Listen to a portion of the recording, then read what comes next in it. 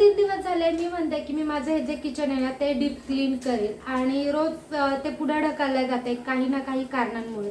आज काय कारण मिळालं माहिती आहे किचन क्लीन न करण्याचं? तर पाऊस. हो, पाऊस हे कारण मिळाले. तर नमस्कार, मी अश्विनी तुम्हा सगळ्यांचं अगदी मनापासून स्वागत करते आजच्या या नवीन व्हिडिओमध्ये. तर पाऊस घरात नाही येणार आहे किचन क्लीन न करायला, पण झालं असं की मला ह्या ज्या ट्रॉली वगैरे आहेत ना त्या बाहेर गॅलरीत क्लीन कराव्या लागतात आणि सुकायला तिथंच ठेवाव्या लागतात. पण दुपारी पाऊस यायला लागला, मला वाटलं आधी आला गेला, मला वाटलं आता नाही यायचा, पण तो पुन्हा पुन्हा येत होता आणि जरा जास्ती जोरात होता, गॅलरीत वगैरे पाणी येत होतं. म्हणून मग तो प्लॅन मी कॅन्सल केला आणि पुढे ढकलला. आता पाहूयात कधी क्लीन करते ते किचन. पण मी आज बनवणार आहे अंडा राईस, त्याची रेसिपी तुमच्यासोबत शेअर करणार आहे. अगदी इझी आणि थोड्याशा वेगळ्या पद्धतीने बनवणार आहे. दरवेळेस मी वेगळा बनवत असते, आज थोडा वेगळा बनव. त्याचबरोबर माझी एक कढई आहे जी म्हणजे माझ्या भांड्यावाल्या मावशी आहेत ना ते आतून छान एकदम क्लीन घासतात, पण तरीही तिचे जे हँडल असतात ना तिथे काळं पडतं. त्यामुळे जर तुम्ही कधी कढई घेणार असेल ना तर ते साईडला जे हँडल असतात ना धरायला, तशी कढई अजिबात घेऊ नका, खूप खराब होते. तर तीही मला आज क्लीन करायची. ती दर 15-20 दिवसांनी मला क्लीन करावीच लागते. तर ती क्लीन करायची आहे आणि यावेळेस ना तिचं ते जे साईडचं आहे ना ते जरा जास्तीच डार्क झालं आहे.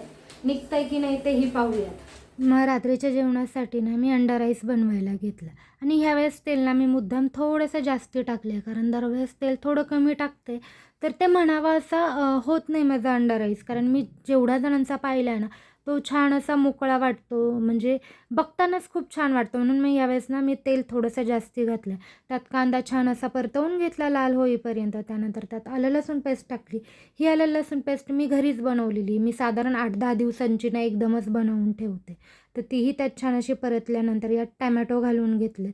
दरवेळेस मी टॅमॅटो देखील घालत नाही, पण मागच्या वेळेस एकदा घातले होते आणि यावेळेस, कारण ह्यावेळेस मी थोड्या वेगळ्या पद्धतीने करणार होते म्हणून मग टॅमॅटोही छान असे घालून घेतले, मीठ घालून तेही परतवून घेतले. त्यानंतर मी यात काही मसाले घालणार होते. हो, तर हाच मी चेंज करणार होते. दरवेळेस मी हिरवी मिरची, लसूण, आलं वाटते आणि त्यानेच बनवते, मसाले जास्ती कुठले वापरत नाही. पण यावेळेस मी फक्त मसाले घालून अंडा राईस बनवणार होते. तर अगदी बेसिक मसाले मी यात घातले. तर लाल तिखट, कांदा लसूण मसाला, गरम मसाला आणि थोडीशी हळदही घातली होती. शक्यतो अंडाचे कुठलेही प्रकार करताना हळद मी नाही वापरत, पण मी आज हळदही घातली होती. आणि हे जे मसाले आहेत ना छान असे तेलात परतवून घेतले, म्हणजे आपण जे कांदा टॅमॅटो परतवून घेतले त्यातच, कारण त्याचा कच्चेपणा निघून जावा यासाठी. अगदी एखाद मिनिट हे सगळं परतवून घेतलं असेल. त्यानंतर ना याच्यात मी अंडी जी आहेत ना ती फोडून घालणार आहेत. जसे आपण अंड्याची बुर्जी बनवतो ना त्याच पद्धतीने मी याच्यात अंडी फोडून घेतली आणि ती छान मिक्स करून घेतली. साधारण 3 अंडी बस झाली होती. त्यानंतर मीठ घालून घेतलं, कारण मग त्या अंड्याचं जे राहतं ना ते फार फिकं फिकं लागतं, त्यामुळे मी याच्यात मीठही घातलं. ते छान असं परतवून घेतलं आणि त्यानंतर मी ना इथे कुकरला भात शिजवून घेतला आहे. कारण मी इंद्रायणी राईस वापरत होते, तर म्हटलं ते कुठे बॉईल करून पाणी हे करून घ्यायचं, गाळून घ्यायचं. त्यापेक्षा म्हटलं कुकरला शिजवला, चमच्याने थोडासा मोकळा केला आणि तो यात परतवून घेतला. तुम्हाला हवा तो राईस तुम्ही यात वापरू शकता. त्यानंतर ना हे इतकं छान दिसत होतं कलर पाहूनच. त्यानंतर मी याच्यात कोथिंबीर हे केली, भुरभुरवली आणि ती मिक्स करून घेतली आणि आपला अंडा राईस ना अगदी खाण्यासाठी रेडी झाला. आणि खरंच सांगते हा बघूनच इतकं छान वाटत होतं, मला आत्ताही बघताना असं वाटतं मी परत बनवावा, इतका सुंदर झाला होता. ते छान असा मिक्स केला आणि झाकण ठेवून ना 1-2 मिनिट मी गॅस बंद केला होता. झाकण ठेवून दिलं, म्हटलं 1-2 मिनिटांनी खायला घेऊयात. आणि त्यानंतर मी मस्त असा ताटात वाढून घेतला आणि जेव्हाही अंडा राईस बनवताल ना त्याच्यासोबत आमच्याकडे ही अंड्याची पोळी मी बनवून देत असते. मी नवान्या फारशी खात नाही, आम्ही अर्धी-अर्धीच खातो, पण यांना आवडते, त्यामुळे हे असं कॉम्बिनेशन आमचं नेहमीचंच असतं. आणि आज मी कांदा थोडा जास्ती चिरला होता, तर तोच कांदा मी ताटात वाढून घेतला आणि असं आमचं जेवणाचं ताट रेडी झालं. त्यानंतर सगळ्यात मोठा टास्क होतं ही कढई क्लीन करणं. तुम्ही पाहू शकताय की ही कशी झाली आणि तरीही ना मी 15-20 दिवसातनं ही क्लीन करत असते, तरी हिची ही अशी अवस्था आहे. कारण बाहेर जे डाग पडतात ना ते काढणं खरंच थोडंसं अवघडच आहे. आणि ह्या कढईला असे धरायला हँडल आहेत ना त्यामुळे ती तिथे खूप जास्ती खराब होती.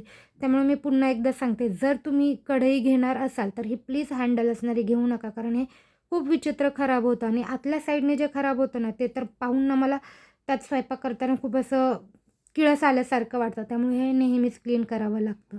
आणि क्लीन केल्यावर कढई ना इतकी छान निघाली होती ना की काय सांगू. तुम्ही फरक जो आहे ना तो पाहूच शकताय की दोन्हीकडे छान असा दिसतोय तो डिफरन्स. मी ते आधीची कढईचा पण व्हिडिओ लावला आहे, म्हणजे आधी किती खराब होते आणि आता ती किती छान निघाली आहे हे लगेचच दिसते. बऱ्यापैकी निघाली आहेत. आता हँडल जवळचं पूर्ण असं घासता येत नाही, कारण तिथे घासणी जात नाही. पण जिथे जिथे घासता येईल, क्लीन करता येईल, तिथे मी छान अशी ही क्लीन करून घेतली आणि बऱ्यापैकी म्हणण्यापेक्षा खूप छान निघाली. तर अशी काहीशी निघाली ही कढई. खूप खूप खूप चांगली निघाली. मेन काय होतं ना, आतून हे सगळं तर क्लीन असतंच, बाहेरचं पण खूप खूप बऱ्यापैकी चांगलं निघालं. हे जर वेळच्या वेळी क्लीन केलं ना तर एवढं खराब होत नाही. पण आता ती माझीच चूक म्हणायची, दुसरं काय. पण हे इथे जे खराब होतं ना, काय होतं, आपण याच्यात काही बनवायला घेतली की ते पाहून ना मला असं खूप असं कसं तरी होतं. त्यामुळे ते क्लीन करायला मला भाग पाडतं, म्हणून मी ते क्लीन केलं आणि बऱ्यापैकी क्लीन निघालं. त्यात अंडा राईस झाला होता ना, तर काय मस्त झाला होता म्हणून सांगू. खूप छान झाला होता की खूप दिवसांनी असा. नाहीतर मी हिरव्या मिरचीचा बनवायचा, म्हणजे हिरवी मिरची लसूण आलं वाटून म्हणजे ठेचावाला अंडा राईस बनवायचा, जो की यांना फार आवडायचा. पण ह्यावेळेस मी असा बनवला तर हाही आवडला आणि हा मला जास्ती आवडला.